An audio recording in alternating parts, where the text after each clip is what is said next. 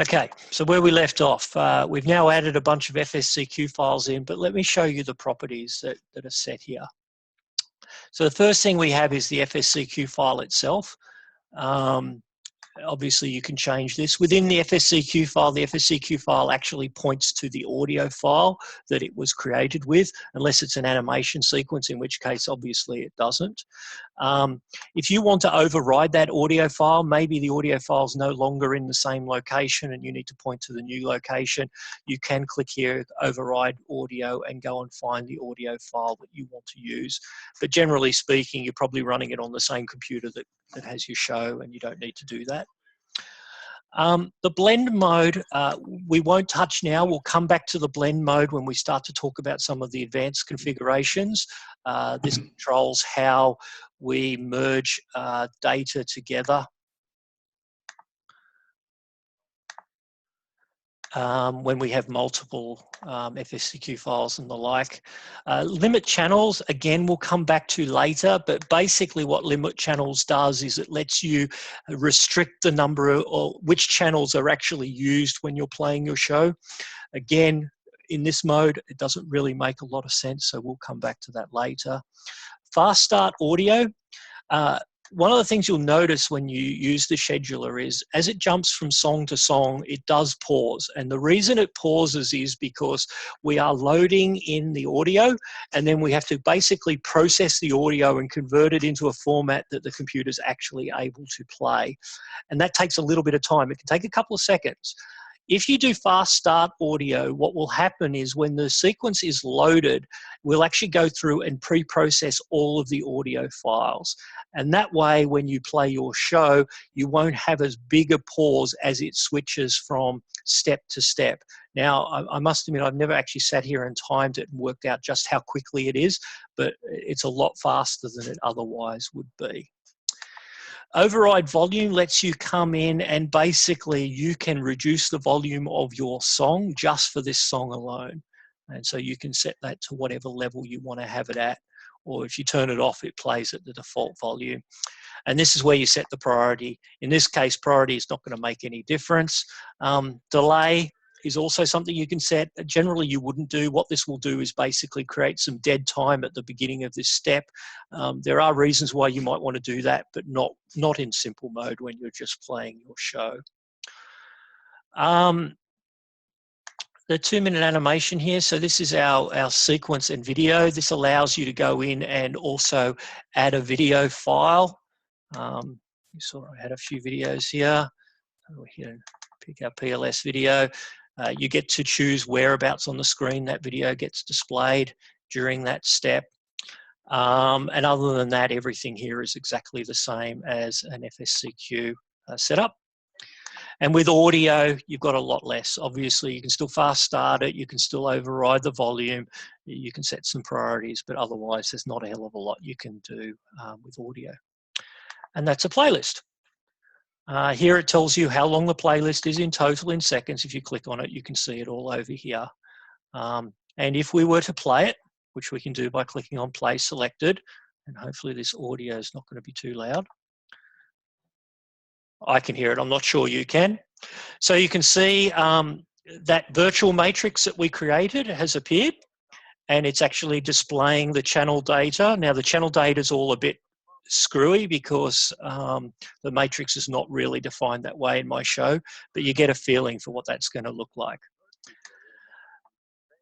Up here you can see in green we have the song that's currently playing, and in yellow the song that the scheduler believes will play next. If the scheduler doesn't know, it won't highlight one. If I click next step, it'll jump forward and so forth until it gets to the end. So that's a playlist playing. If we want to schedule a playlist, we come up here and we either right click on it and choose schedule, or we click on it up here and we come down and click the schedule button. Schedules can be enabled or disabled. In this case, obviously, we want to enable it. We'll give it a name. We'll call it Christmas. We get to choose a start date. Okay, it's in, for some reason, it's in American order. I'm not sure why that is. But we can say we want to start in December, finish at the end of December. The every year just means that it'll ignore the year at the end. So every year between the 1st of December and the 31st of December.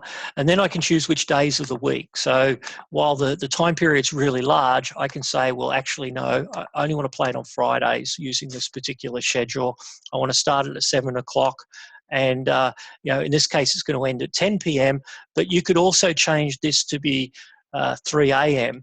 And it will quite happily play it across midnight and stop it at 3 a.m. in the morning. You select loop if you want it to continue to play the playlist during this time period. Otherwise, what will happen is it will play it through once and stop. And so it won't keep playing it through till 3 a.m. You can set the number of loops, which you should set to 0 if you want it to loop as many times as it can. And shuffle will cause it to play the songs randomly during that period. With shuffle, the only thing that it guarantees is that it won't play the same song twice in a row. And if you have less than 4 songs, it will ignore the shuffle and just play them sequentially. And again, priority is set if you're going to set up multiple schedules, and those schedules could overlap or clash on the same day. Then the priority basically governs which one wins out. So the highest priority one would win out. So you can set that priority to different levels. When you've added your schedule, you then get to see exactly when the show is going to next kick off due to this schedule, which is the 1st of December 2017 at 7 p.m. If you want to add another schedule, if you want to create a special schedule for Christmas Eve, you can come in here and you can do exactly the same thing. This will be the 12th, 24. Oops. It's going to end on the same date, 12th, 24, every year. I'll leave this set on every day because obviously exactly which day of the week Christmas Eve is could be any day, any year, so let's not limit it. And this one I might want to stop at 1 a.m. on Christmas morning, which I can do as well. And we'll loop it. And we'll click OK, and so this one's going to happen. Now, the problem is I set these to be both the same priority, which means it's kind of random which one's going to get chosen. So I need to come in here and up the priority a little bit to make sure that the Christmas Eve one, and it doesn't update the date, I don't know why it doesn't do that, but it will later. So this makes sure that the Christmas Eve one will take priority over the Christmas one, and because that's what I want it to do. So that's setting up a simple playlist. So the next thing I want to go through is I want to go through setting up some of the more advanced playlist types. So what we're going to do is we're going to go up here and say we're going to add an advanced playlist. And when you add an advanced playlist, there's an additional concept that's introduced, and that's the thing called a step. So we'll give it a name. And you can still click these add buttons down here, but you can also come up here, right click, and you've now got a whole bunch of different things that you can add. One thing you can do is add a step, and a step contains things that you want to play at once. So steps play sequentially, and anything contained within a step all plays at exactly the same time. And why might you want to do that? Let's just call this one step 1. And here we'll go in and let's just add an FSCQ file. And this is exactly like it was before. We can browse and choose an FSCQ file. You can still drag and drop them like we did before. And this will play, this is an animation, so there's no audio. And this will work exactly as it did before. But what you can also do now is you can actually add a second FSCQ file within the same step. And here what I'm going to do is I'm going to set it to a higher priority. Remember, this was priority 1, so this one's now priority 7. I'm going to find a different FSCQ file, this one here. And what I can do is I can say, actually, I just want you to pull out 1,000 channels starting at channel 1,000. And they will basically overwrite the data that was in the 2-minute animation. So it will actually blend them together. We also get to control how they blend together. And here it's in overwrite mode, which means those pixels will basically clobber the pixel data that was in the other sequence. But you can also do things like, say, only overwrite if the pixel was previously black, or do masking, or do averages, which will blend it together, or do a maximum, which will take the brightest of every channel and apply that as it merges the data together. So this allows you to actually have multiple FSCQ files, blend the data together and display it on your show. It's also how you would use an ESCQ file. An ESCQ file is the same as an FSCQ file, but it typically contains the data for just one model. So this is typically how you would bring in your Tune 2 sign. You'd go into xLights, you'd sequence up. Sorry, I'm going to just grab one of these. You would sequence up your Tune 2 sign. So I have a P10 panel here somewhere. So long, there it is there. I would come in here, I'd do an export model. I'd come up to here and I'd choose Falcon Pi E-sequence, right? This is going to be my P10 E-sequence, which it renders and saves. And then I can come over here and browse for it. There's my P10 E-sequence file. Right, and it already within that E-sequence file, it knows what offset the P10 panel is and everything else, and it will basically override that data. I'll set that priority nice and high because I want it to override everything else that's come previously, and now my P10 panel will choose its data out of that ESCQ file and not out of my FSCQ files. So that's how you can blend an ESCQ file together. Of course, it refreshed then, it sorted them to show you which one's the higher priority. So let's go through some of the others. The FSCQ video we've already been through. The video just allows you to just play a video. In this case, obviously, it's playing a video on the screen, so you can choose whereabouts to display it and how large to display the video, and you can choose the video file itself.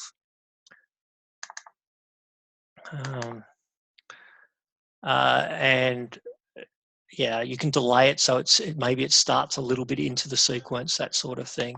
So there's the video.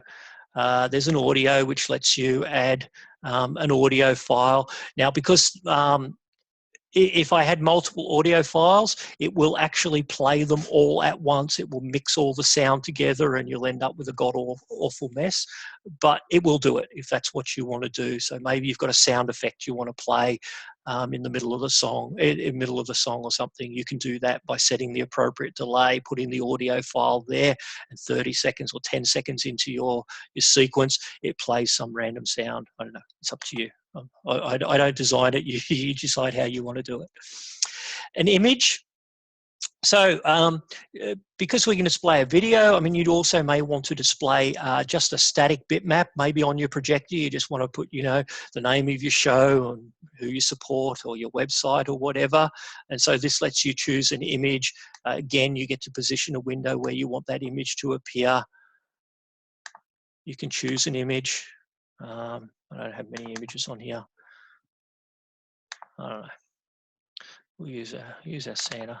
It's a very low resolution Santa, but he'll get displayed when the show plays.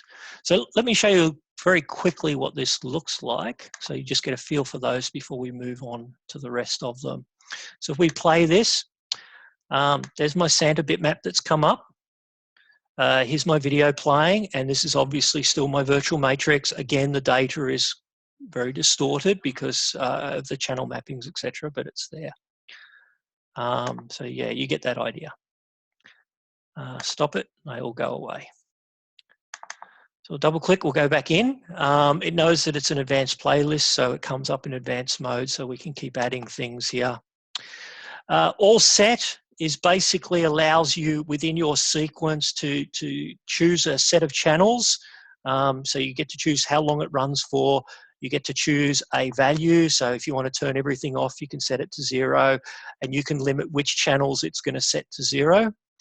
And what role it plays. You'd obviously need to set its priority appropriately. So if you want to blank something out within your sequence at this point, you can use this all set to do a blank out, or maybe you want to turn a range of channels all on. That sort of capability is set by using this data here. I feel like I'm rushing through it, but yeah, PJ Link. So PJ Link is an Ethernet protocol. So if you plug your projector into an Ethernet port and it supports the PJ Link protocol, we can come over here.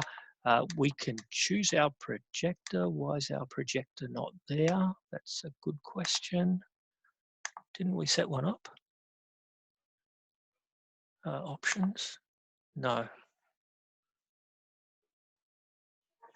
I lost it for some reason. Projector 192.168.0.1. Click OK and OK. We'll go back into our playlist. We'll go to our, where's our projector? Oh, there is our projector.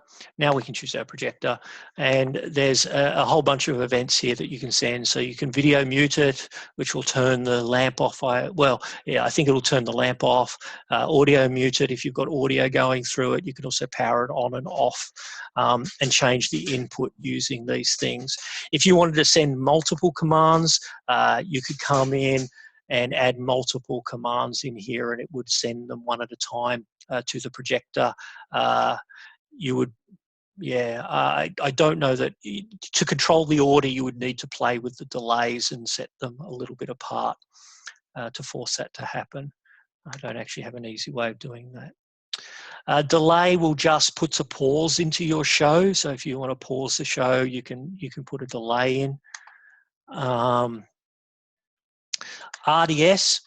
So for those of you that have a serial attached RDS board, which basically encodes into your radio stream the data that might appear on the digital display of someone's radio in their car, the RDS protocol is what allows you to do that. And so here you go in, you choose which serial port your RDS is connected to, what speed it's running at. You can type in your station name. You can, station duration is how long it displays that station name for. And then you've got a number of different scroll modes and you can put a bunch of text in here. It does support things like %album or %title. And things like that, which will extract that data out of the audio file and will send it to the person's radio in the car. But you can go in and say, you know, please donate or whatever you want to do, and it'll display on their car radio if you've got the right devices to do it. The line duration, basically, it depends on which mode you're in. Yeah, you can change how long the lines are displayed for, etc. So this protocol is all documented in the specs. It's probably come with your device if you've got one of them. You would have to go and set that up on each step to send that data. Adding a process. So a process basically allows you to run any executable on the machine. So if you wanted to launch Notepad, you just type notepad.exe in here. If you wanted to run a command line program, you'd run cmd.exe/c.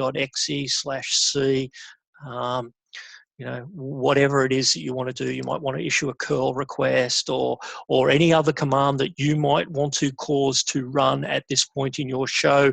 Maybe this will call some other device that you want to run at this point in your show. It's really up to you. And the wait for completion down here basically says wait until this command's finished before you finish this particular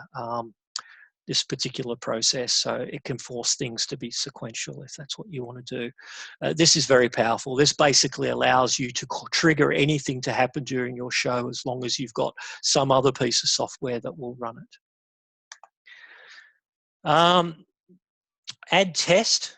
So I don't know about you, but I tend to run a test of my lights before my show starts. So one of the things you can do is you can schedule a test to run just before your show starts, and you can come in here, you can choose one of the modes. These modes are all very similar to the modes you've seen in xLights, where you come in and you can say, look, I want value 2, so I'm going to turn everything on, starting at channel 1 through for 100 channels, and I want to turn it on for 60 seconds.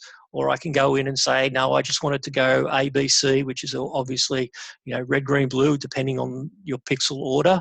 and I want to do 10,000 pixels for 60 seconds, and it will just send that data out for 60 seconds. You can run around, do your bulb check, make sure everything looks like it's working, and then it can, you know, turn off just before your show starts, and you can move to the next thing that you schedule. So that's test mode. Curl mode, this basically does a web request. So this will call a URL, it'll do a get or a post. If you're doing a post, you can put the data in here that you want to post. Again, I think there are some percent commands which let you do things like put the playlist name or some other pieces of data in real time here. Again, this can be used to trigger other things to happen. Maybe you want to update your website to say what song's currently playing, or something like that. You know, obviously, the other end of the process, that's your problem. You need to set that up, but you can trigger it in here in any step that you want. The command step. So the command step, we're going to come back, but basically, and I do need to fix this name field up because it's too big, but all of these buttons down here actually run commands, and so we'll come back and we'll explore these in a minute, but these are all the commands that can be issued to the scheduler, either by pressing a button down here or by scheduling a command to run, or from a remote device like a web page or an iPhone app or anything else that you care to write. You could write a Perl script or anything else to issue these commands. All of these commands are actually web requests. So anything that can send a request to a website can issue these commands and control the scheduler. So this lets you do things like you know, you can change the volume. So at this point in the thing, you can say, actually, I want to lower the volume of my show by 50%. So maybe you want to schedule at 10 o'clock. It comes in and it reduces the volume of your show so that for the next hour, it runs a lot quieter and you don't disturb the neighbors as much. Or maybe you want to turn the brightness down, or maybe you want to force it to go and run a one-off playlist at some point in time. A whole bunch of different things. There's really almost nothing that you can't do here. And there's a bunch of parameters that you can pass in and delays, so you can cause this process, this command to run partway through a song by setting a delay, saying, I actually want it to start 15 seconds into the song. I want it to go and do this or that. Adding text. So we defined our matrix, if you remember, and so it's populated my matrix here, and I can give this, I give it a name. You can decide whether it's a countdown or a normal text. So normal text will just render the text that I enter. A countdown will actually do a countdown to a particular date. So I can, you know, put Christmas or something in. The text itself.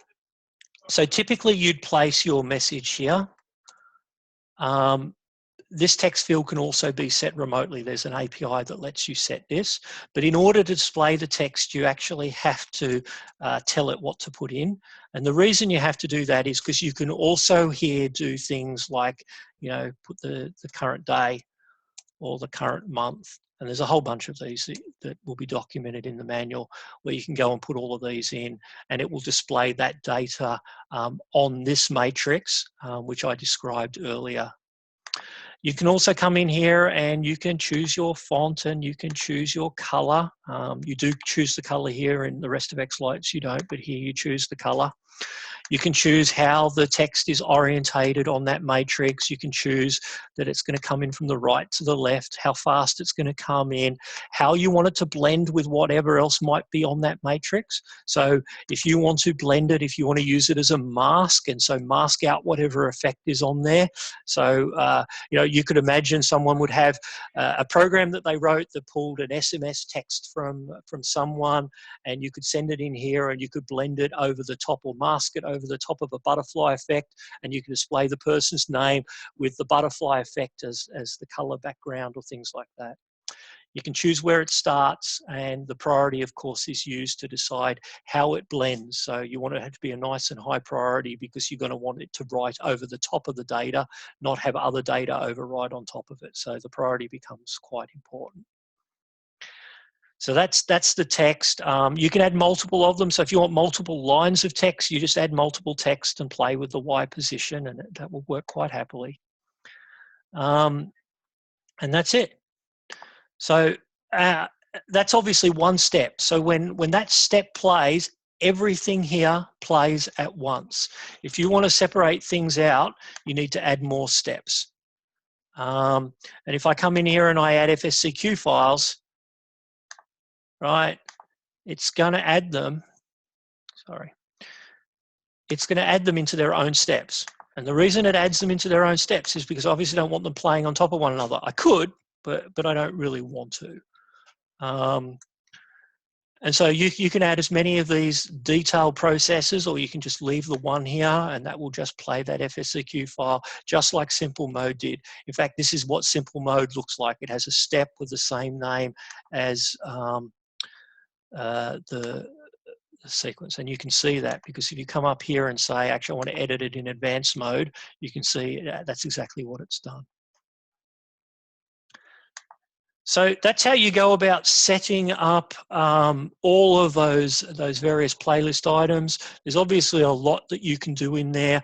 I have no doubt there are bugs. I know there are. The RDS I can't test because I don't have an RDS device. It's written to the specification. The projector stuff, again, written to the specification, but I don't have a device that I can actually test it on. So there's quite possibly bugs, etc. But you know, as people report them, we'll try and get them fixed as quickly as possible. The background playlist, which we didn't come to. So this is where you can go in and say, choose one of your playlists that you've got here and say, I actually want that to be my playlist, my background playlist. And what will happen is that playlist will always play in the background. It will always render last. So if you're going to do a playlist like that, you probably want to make sure that you've constrained the channels that it's writing to, because it's going to overwrite anything else that's there. So make sure that you constrain the channels that it overwrites. Otherwise, the rest of your show won't show through. Up here, some simple controls. You can adjust the volume right here. This shows you the brightness. This is a global brightness setting. Unless you're running all pixels, I doubt you're ever going to want to play with it. You're more likely to want to choose channels that you have bright. And the rest of these things up here are basically just status fields to show you how things are playing. So this shows that it's a manually started playlist. I can shuffle it like this. I can put it into loop mode. I can loop the current step. And so forth. I can also pause it by clicking on here. This tells me that light output is on.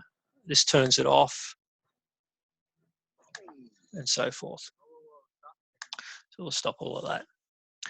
So the only thing I haven't really gone through is all of those button commands. And I'm probably not going to go through them all. I'm going to give you some stuff to self-help. So in the options, down here we have the buttons. And if you go in, you can go in and define any button that you want to display down the bottom here. So depending on what sort of show you like to have, you might have a favorite song that you want to play. And so you'll come in here and you'll say, I want to play the selected playlist. Oh, hang on. Playlist, play playlist step. So you're going to play a particular playlist in a particular step, and you'll put in the playlist name, comma, the step name that you want to play. You can assign a hotkey to it if you want to, and you click OK.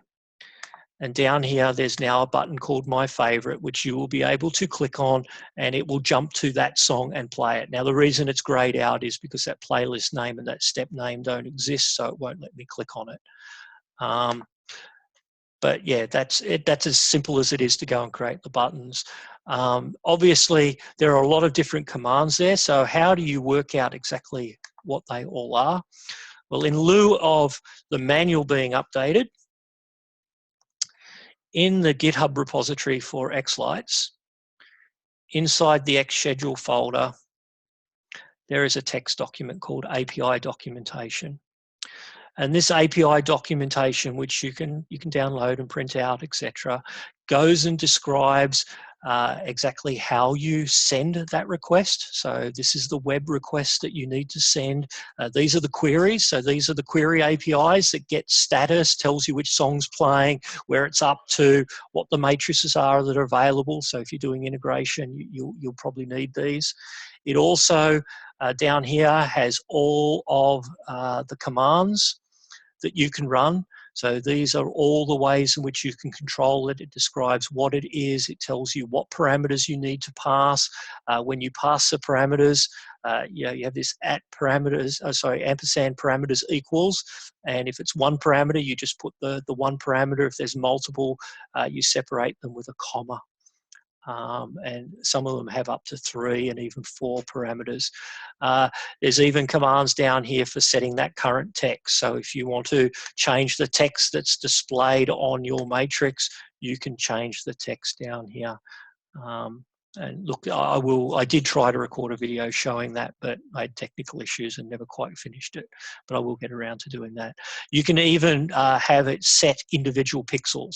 So you can cause it to override certain channels. So if you've got your own real-time rendering routine that you want to overwrite the data that's on your matrix, and you want to write a program that does that in real time, you can send that channel data to the scheduler via a web API, and we will override the data on that matrix and show what you want to show rather than what we would normally show out of the FSCQ file. And then there's a couple other things here. So obviously there's the website itself, and there's also a stash command which allows your website to save data. So this is how you can save settings and so forth. So when you're in the xScheduler, there are settings here, for instance, and the settings that we choose to, sorry, it disconnected. No, it's not going to work. All right. I think it's broken, but on my machine at any rate. Yeah. Anyway, so, but look, the playlist here, the website here can pretty much do anything. The playlists are shown. If I click on the playlist, I can play it. And if you come back to the scheduler, you can see that it's now playing. So everything's controlled in real time from there, and it's reflected here. So look, I'm about to run out of time. It's a bit of a whirlwind tour. There's an awful lot in here. You will only get familiar with it by playing with it. But hopefully that's given you a reasonably comprehensive introduction to some of the capabilities in the scheduler. Look, I'll pop back into chat. In fact, I'll probably go into the regular Zoom session for a while. And if anyone has any follow-up questions or whatever else, I'm happy to deal with them there. Thanks, guys. Hope you got something out of it.